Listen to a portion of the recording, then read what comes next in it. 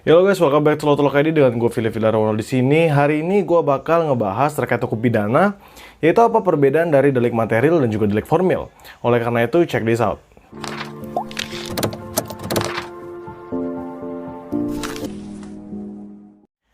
Nah, menurut E. Kanter dan S.R. Sianturi, dalam buku yang berjudul Asas-Asas Hukum Pidana di Indonesia dan Penerapannya, cara membedakan delik formil dan delik material dalam hal perumusannya itu, pada delik formil, yang dirumuskan adalah tindakan yang dilarang, beserta hal atau keadaan lainnya dengan tidak mempersoalkan akibat dari tindakan tersebut. Misalnya, pasal 160 Kitab Undang-Undang Hukum Pidana, tentang penghasutan. Lalu juga ada pasal 209 Kitab Undang-Undang Hukum Pidana tentang penyuapan. Atau juga bisa terkait dengan pencurian. Itu juga salah satu yang masuk dalam delik formil. Maksudnya apa? Jadi di delik formil ini nggak perlu kita lihat adanya akibat. Akibat itu belakangan kita pikirannya. Yang penting sekarang kita lihat adalah apakah tindakan tersebut sudah dilakukan. Makanya yang disebut adalah yang dirumuskan adalah tindakan yang dilarang. Apabila misalnya penghasutan itu dilarang, entah orang yang terhasut atau tidak, tapi karena memang itikadnya dalam melaksanakan penghasutan, maka tindakan tersebut masuk dalam delik formil itu sendiri. Nah, sedangkan untuk delik material, selain daripada tindakan yang terlarang itu dilakukan, masih harus ada akibatnya yang timbul karena tindakan itu. Baru dapat dikatakan telah terjadi tindakan pidana tersebut sepenuhnya. Misalnya seperti pembunuhan. Pembunuhan itu dapat dikatakan sebagai suatu tindakan yang nyata apabila pembunuhannya terjadi, apabila seseorang yang memang ditargetkan telah meninggal. Sehingga ada akibat yang dirasakan. Disinilah menjadi tindakan pidananya dia itu terkualifikasi sepenuhnya sebagai tindakan pembunuhan. Jika tidak bagaimana? Maka tindakannya bukanlah suatu tindakan pembunuhan, melainkan suatu percobaan untuk pembunuhan. Selain itu juga ada di pasal 187 tentang pembakaran dan sebagainya. Ya misalnya kita berusaha nih, udah ada niatan untuk melaksanakan pembakaran, baik itu rumah, tempat ibadah, atau juga hutan. Ketika kita ingin membakar, tapi ternyata tidak bisa. Apa yang kita tujukan, tidak ada akibatnya loh dari pembakaran itu. Mungkin tidak jadi terbakar, mungkin hujan tiba-tiba, atau mungkin mengurungkan niat, atau mungkin tertangkap terlebih dahulu. Mau bagaimanapun itu, kita tidak bisa dikenakan pasal terkait dengan pembakaran. Mengapa? Sebab pasal dari pembakaran ini harus ada akibatnya. Jadi, selain dari tindakan yang gue lakukan, maka juga harus ada akibat dari tindakan tersebut, yaitu pembakaran tadi. Nah, terus ada juga kayak 378 KUHP tentang penipuan. Nah, di sini boleh gue melaksanakan penipuan, tapi apakah itu berakibat bagi orang lain? Jika ternyata penipuan gue tidak memberikan akibat apapun, maka tidak dapatlah dikatakan sebagai penipuan. Nah, lalu di sini kita bakal coba untuk melihat lebih dalam terkait dengan delik formil dan delik material dari salah satu kasus. Di hukum online, gue udah ngambil apakah tetap dipidana jika barang curian dikembalikan. Nah, maksudnya ini bagaimana? Jadi maksudnya adalah seandainya nih gue curi barang ya, sesuatu barang, mencuri HP gitu.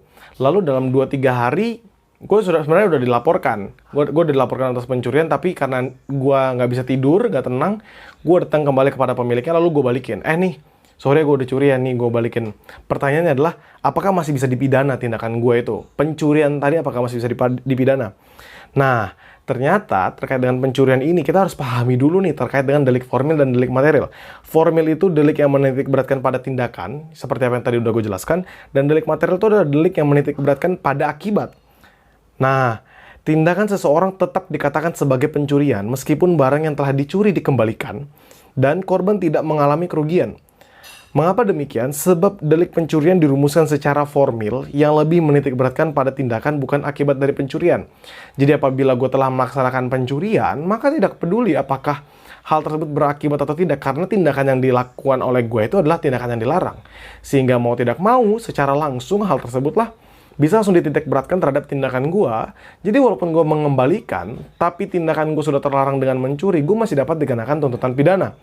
Nah, di sini dijelaskan laporan polisi atas perkara yang tergolong dalam delik formil atau biasa tidak dapat ditarik kembali ataupun dicabut meski telah ada perdamaian atau pengembalian kerugian kepada korban. Jadi emang nggak bisa dicabut karena ini termasuk dalam delik formil, dan juga yang menjadikan permasalahan adalah tindakan gue itu yang salah. Beda ceritanya jika gue menghasut, beda ceritanya kalau salah gue mencoba untuk melaksanakan pembakaran hutan tapi ternyata nggak jadi gitu.